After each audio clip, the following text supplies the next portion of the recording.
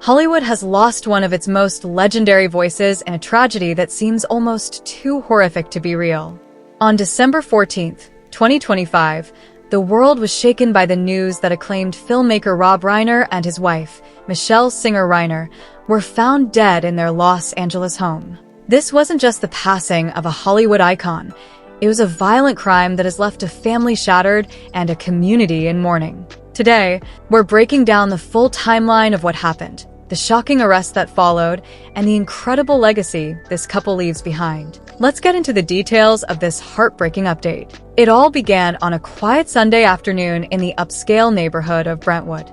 Around 3:30 p.m., a massage therapist arrived at the Reiner residence for a scheduled appointment. When no one answered the door, the therapist grew concerned and contacted the couple's daughter, Romy Reiner. Romy, who lives nearby, arrived shortly after. What she found inside is every child's worst nightmare. According to police reports, Romy entered the home and discovered her father, 78-year-old Rob Reiner, unresponsive. In a state of pure shock and anguish, she fled the house to call for help, reportedly unaware at that exact moment that her mother, 70-year-old Michele, was also inside. When the Los Angeles Fire Department and LAPD arrived minutes later, they confirmed the worst. Both Rob and Michele were deceased. The scene was immediately turned over to the Robbery Homicide Division as the investigation into an apparent double homicide began. For several days, the public waited for official word on what had happened inside that home. On Wednesday, December 17th, the Los Angeles County Medical Examiner's Office released their findings. The report is chilling. Both Rob and Michele died from multiple sharp force injuries. The manner of death for both was officially ruled as homicide. While early rumors suggested a home invasion or a robbery gone wrong, the focus of the investigation shifted almost immediately. There were no signs of forced entry, and nothing of significant value appeared to be missing. This pointed toward someone who had access to the home, someone the Reiners knew and trusted. This led the LAPD to the most tragic development of all, the arrest of their own son.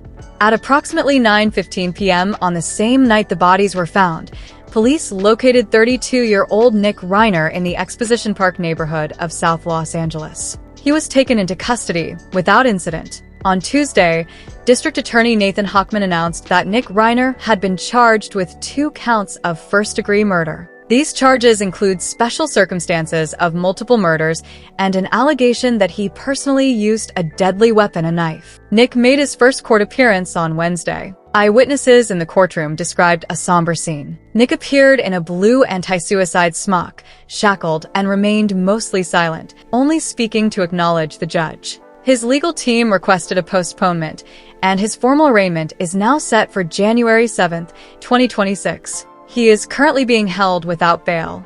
The question everyone is asking is, why? While the LAPD hasn't released a definitive motive, new details have surfaced about the 24 hours leading up to the tragedy. Sources close to the family mentioned that on Saturday night, just hours before the murders are believed to have occurred, Rob and Nick were seen at a holiday party hosted by comedian Conan O'Brien. Witnesses described a brief but loud argument between the father and son. It's no secret that the family had faced challenges. Nick had been open in the past about his struggles with substance abuse and mental health, even writing a semi-autobiographical film about his experiences in rehab. Family friends say that while the Reiners were always supportive and accustomed to working through Nick's problems together, something clearly fractured that night. Investigators believe the attack happened in the early morning hours of Sunday, after which Nick allegedly fled to a hotel in Santa Monica before moving towards South LA, where he was eventually caught. To understand why this hit so hard,